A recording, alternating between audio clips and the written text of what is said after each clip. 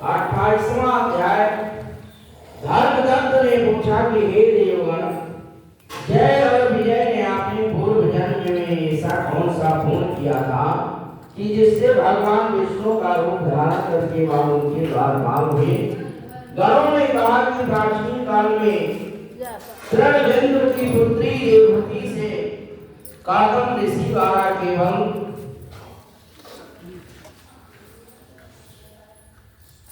केवल देखने मात्र से ही दो सुंदर बालक उत्पन्न हुए और उनमें से बड़े का नाम जय और छोटे का नाम अजय हुआ। और बाद में देवहूति के गर्भ से कपिल देव जी महाराज का जन्म हुआ। और इसी कपिल देव महाराज की जय और अजय दोनों ही भगवान विष्णु के बड़े भक्त और धर्मात्मा थे। दोनों ही नित्य प्रति अष्टाक्षर मंत्र का जाप करते थे और भगवान विष्णु का ध्यान करते थे। भगवान भी इन दोनों भाइयों पर अत्यंत प्रसन्न थे और नित्य पूजा के समय इनको दर्शन दिया करते थे। एक समय राजा के निमंत्रण पर देव ऋषि नारद गणों सहित राजा के यज्ञ में पधारे और उस यज्ञ में जय ने ब्रह्मा और अजय ने पुरोहित बनकर के यज्ञ को संपूर्ण करवाया। यज्ञ की विधि पूर्वक समाप्ति हुई। मरुत राजा ने जय और अजय को बहुत सा धन दिया और वह दक्षिणा लेकर के दोनों भाई अपने आश्रम में वापिस आए। धन का बंटवारा करते समय दोनों भाइयों का आपस में झगड़ा हो गया। जय ने अजय से कहा कि धन के दो बराबर भाग होने चाहिए। अजय ने कहा कि नहीं, जितना धन जिसको मिला है उतना धन उसका ही है। तब जय ने क्रोध में भर करके अजय को श्राप दे दिया कि तुम धन लेकर के नहीं देना चाहते हो तो इसलिए तुम ग्रह हो जाओ। और अजय ने जय को श्राप दिया, श्राप स्वीकार कर लिया और जय को श्राप दिया कि तू अभिमानी है इसलिए तू हाथी हो जा। बोलिए श्री नारायण भगवान की जय। और जब नियम पूर्वक दोनों की पूजा के समय भगवान उनको दर्शन देने के लिए आए तो दोनों ने भगवान से श्राप विमोचन का उपाय पूछा। दोनों ने प्रभु से कहा कि हे देव, हम दोनों आपके भक्त हैं मगर हम हाथी की योनि में कैसे होएंगे? हे कृपा सागर, श्राप से हमारा उद्धार कीजिए। बोलिए श्री लक्ष्मी नारायण भगवान की जय।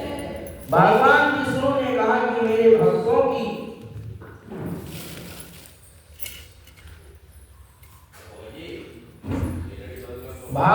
वाणी भी कभी असत्य ना होगी। यमराज भी इसको अन्यथा नहीं कर सकते हैं। और पूर्व काल में मुझे भक्तराज प्रहलाद के कहने पर स्तंभ से प्रकट होना पड़ा और राजा अम्बरीश के कहने पर 10 अवतार लेने पड़े। ये केवल तुम दोनों अपने श्रापों को भोग करके फिर मेरे लोक को प्राप्त होंगे। बोलिए श्री लक्ष्मी नारायण भगवान की, श्री शंकर भगवान की। इतना कह करके भगवान विष्णु अंतर ध्यान हो गए। गणों ने कहा कि तब वह दोनों गंडकी नदी के किनारे मगर और हाथी हुए। जाति स्मरण रहने के कारण इस योनि में भी भगवान विष्णु का व्रत नियम पूर्वक किया करते थे। एक दिन कार्तिक की पूर्णमासी को वह हाथी स्नान के लिए गंडकी नदी में गया। तब पिछले जन्म का श्राप स्मरण करके मगर ने हाथी को पकड़ लिया। मगर के पकड़े हुए हाथी ने भी भगवान विष्णु का स्मरण किया। फिर क्या था, तुरंत ही शंख चक्र गदा पद्मधारी भगवान ने आपने सुदर्शन चक्र द्वारा उन दोनों मगर और हाथी का उद्धार कर दिया। बोलिए श्री लक्ष्मी नारायण भगवान की जय, श्री सच्चिदानंद भगवान की जय। और उन दोनों को आपने जैसा रूप दे करके भगवान उन्हें वैकुंठ में ले गए। उसी दिन से उस स्थान का नाम हरि क्षेत्र प्रसिद्ध हुआ। चक्र के आधार से वहाँ के पत्थरों में भी चिन्ह बने हुए हैं और वह दोनों भी जय और अजय के नाम से आज तक संसार में प्रसिद्ध है। ये आपने भगवान विष्णु के द्वारपालों के संबंध में जो प्रश्न किया था उसका विस्तृत उत्तर मैंने दे दिया है। इसलिए हे द्विज तुम भी ईर्ष्या और द्वेष को त्याग करके नित्य भगवान विष्णु का व्रत करो। जगत के प्रत्येक जीव को समदृष्टि से देखो।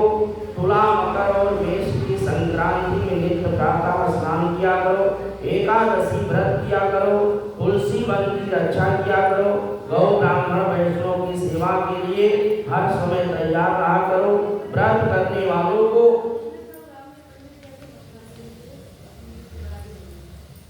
व्रत करने वालों को मसूर कांची बैगन के साग का कदापि प्रयोग नहीं करना चाहिए।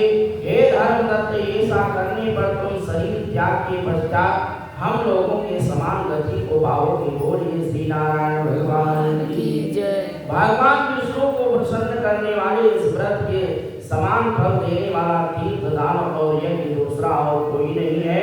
हे विप्र, तुम धन्य हो क्योंकि तुमने विष्णु भगवान को प्रसन्न करने वाला व्रत किया है और जिसका आधा फल तुमने इस कलहा को दे दिया है और इसके फल स्वरूप हम कलहा को वैकुंठ में लिए जा रहे हैं। बोलिए श्री नारायण भगवान की जय। श्री नारद जी ने राजा पृथु से कहा कि राजन, इस प्रकार धर्मदत्त को विष्णु भक्ति का उपदेश दे करके कलहा को साथ लेकर के विष्णु के पार्षद वैकुंठ को चले गए। धर्मदत्त भी उनके आदेशानुसार भगवान विष्णु के व्रत में तल्लीन हो गया और फिर जब उसका देहांत हुआ तो अपनी दोनों स्त्रियों के साथ विष्णु लोक हो गया।